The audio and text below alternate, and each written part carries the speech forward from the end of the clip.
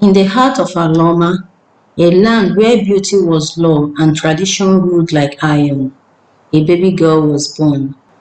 But instead of joy, her birth brought whispers and fear. She came into the world screaming, her cry like thunder in a silent cave. But when her mother saw her, she gasped in horror. The baby's neck was not like others. It was long, far too long for a newborn. Her skin was smooth and flawless, her eyes like twin moons, but her neck. The midwife handed the baby to the mother and stood back, her face a mixture of joy and worry. Joy for the safe delivery of the baby, worry for what would become of the child. As the baby was presented to the kinsmen and well-wishers who had gathered to witness the birth, eyes began to roll, whispers here and there. Too long, too strange, some said. Too weird, may be a cause, others debated. The people began to murmur. The news of the birth of a baby with a long neck spread too quickly. Her mother, Olamma, daughter of a high chief, feared the wrath of her people. In Aloma, any deformity was considered a sign of impurity, an omen from the gods. The elders would call for a cleansing, and that meant only one thing: death. Olamma pondered her fate and how she may preserve the child. There is only but one thing to do, and she must do it before the elders request the cleansing ritual.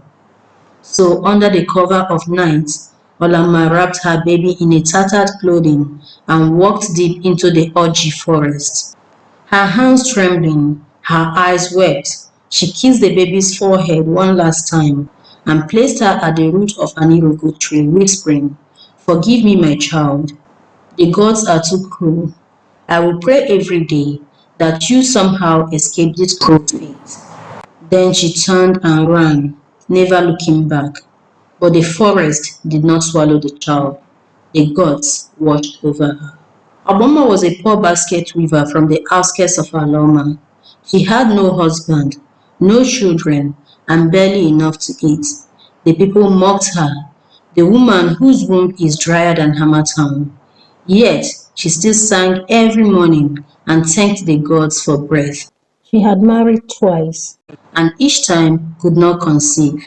In Aloma, giving birth to a child is what secures a woman a home at her husband's place. If you had no child after 5 years, you will be sent away. Aboma had experienced this twice, and the humiliation had sent her to the outskirts of the village, away from the people, the eyes, and the mockery. One morning, as she gathered herbs near the forest, she heard a strange sound, a soft whimper, barely louder than the wind. She followed the sound and found a bundle under the iroko tree. When she unwrapped it, her breath caught. A baby, and the baby was alive. Abomas had skipped with joy. She smiled and unwrapped the baby fully. Then she saw it, the neck. Her neck was so long, so strange. The baby turned her neck to look at the woman holding her. The neck moved gracefully, almost like a dancer. Others would have screamed and fled, but Agboma smiled more with tears in her eyes. Through her tears, she whispered, "Chizaram, the gods have answered me. Let's go home, baby girl." She took the child home and raised her as her own, and the elders let her be. Chizaram grew into a kind-hearted, curious girl. Her laughter was sunshine, her hands skilled like her mother's. She had learned from a young age from her woman. Being an outcast had its specs. You had to develop multiple skills to survive, and Aboma had perfected many skills over the years. She did not hesitate to coach Shizaram, and the girl with her sharp mind absorbed the lessons and fine-tuned the skills as she learned. Chizaram was always cheerful, but her neck made her different. Too different. Children laughed at her and called her names. Snake girl, some called her. Spirit woman, others preferred. Yes, some picked the name giraffe girl. Many often mocked her and called to one another, "Hide your yam, she might stretch and steal it." Women whispered when she passed. Men looked away. Although the elders turned a blind eye to the long-necked girl living with Agbomma, the people of Aloma knew that it was not acceptance, only to avoid being labeled cruel. Everyone already knew that Agbomma was barren. No man is willing to bet on her again, and she had become an outcast. If keeping the long-necked girl helped her get through the day, they should let her be. After all, both are unwanted. Agboma taught her not to cry. The gods do not waste sheep. If they made you this way, it is because you are needed this way. Agboma had come to learn that no matter what happens in your life, there is a purpose it will serve if only you forget your grief for a moment and seek the higher purpose.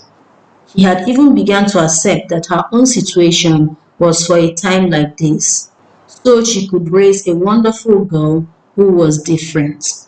Yet the village would not see her light, and Chizaram learned to keep her head down as low as her long neck would allow. But she also kept the words of her mother, Agbomma, close to her heart. By the time Chizaram was 16, Aloma was in chaos. The village had grown rich from trading palm oil, yam, and gold. But wealth brought envy. The neighboring villages, Umueje and Nkwoha, joined forces to seize Aloma's riches. One moonless night, the village oracle screamed a vision. Aloma would fall. The enemies were coming like ants, fast and many. The warriors would not be enough, and the gods had turned away. Words of the oracle's vision spread and brought panic across the land. The elders debated, the warriors sharpened their machetes, mothers wailed, the king wept in secret. What strategies would help us? Everyone asked. We fight till death. There is no other way, the warriors concluded. Aloma was surrounded. There was no way out. No way to know where the enemy would strike from. The scouts could not go out. The land was besieged. Chizaram saw something others didn't. From the hill behind Aboman's hut, she could see the villages below. Her long neck allowed her to see above the tree lines into the horizon, beyond what any man or hunter could. She surveyed the terrain and developed a strategy. She told her mother, "Mama, I can help." "No, child," Agboma said, holding her tight. "They will not listen. They will say you bring more curse." Agboma was truly scared for her daughter. She believed in her, but the depth of alienation they suffered made her worry her offering to help may be met with hostility. "Let me try, Mama. If they refuse, then I will return home." Agboma agreed. If it was the will of the gods to let Chizaram lead the scouts, she must not interfere with her destiny. Chizaram stood before the village warriors at dawn, her neck rising tall above them all. "I know their movements," she said. "I see where they hide. Let me guide you." The warriors laughed. "Will your neck fight the war? Will you strangle the enemies with it?" One sly comment after the other. Her words became the humor they needed to soothe their worry about what was coming. Agboma patted her daughter's shoulder. Chizaram stood her ground. "I really can help," she repeated. Among the warriors and elders was one man who did not laugh. That was Obidike, the general of Aloma's warriors. He had seen her once, peering from the hills, describing a hidden path no one else had noticed. Chizaram did not know she was being watched as she drew paths in the patch she carried. "Let her speak," Obidike said. Chizaram drew maps in the sand. He described enemy movements, secret footpaths, and weak points in the invading camps. Her eyes had seen what no one else could. Obidike nodded and issued the order. That night, led by Chizaram's guidance, Aloma's warriors split into three groups. They used the hidden paths she revealed to flank the enemy, a surprise attack. When the war horns blew and machetes clashed, arrows were shot, and Loma was ready. It was bloody, it was fierce, but they won, and so with ease. The enemy had not seen them coming or emphasized the attack. As the enemies fled, the people of Aloma emerged from hiding. Songs of victory rose as the warriors in their formation marched into the village. And at the center of the victorious warriors stood Chizaram, her neck high in the morning sun, like a banner of hope. The same villagers who once mocked her now bowed. Obidike raised her hand and shouted, "This girl saved Aloma." The village cheered, the women sang and danced, and the men drank palm wine to celebrate.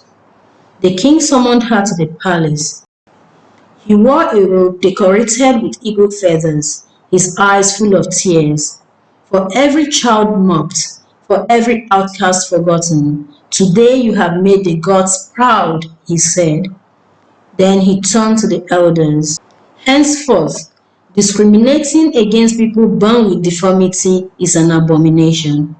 Also, let a new title be created, Anya na-ahụ anya, the far-seeing eyes, and the title is conferred on Chizaram. He gave her a staff carved with her face and a golden necklace that shimmered like the moonlight. Then the king turned to Aboma. And you, Aboma, who saw worth in what others called waste, will never know hunger again. The palace shall provide for you until your last breath. Years passed. Chizaram became more than a scout. She became the royal strategist, a teacher of children, a living symbol that difference is not deformity. Her story was spread across villages, inspiring songs, poems, and even dances. Girls walked around proudly, boys stopped their mockery. During festivals, children wore costumes that made them appear to have long necks. And Olama, the woman who had left her in the forest, heard the tale. From the distant village to which she fled, guilt tore through her heart. If only she had been brave enough to fight for her child.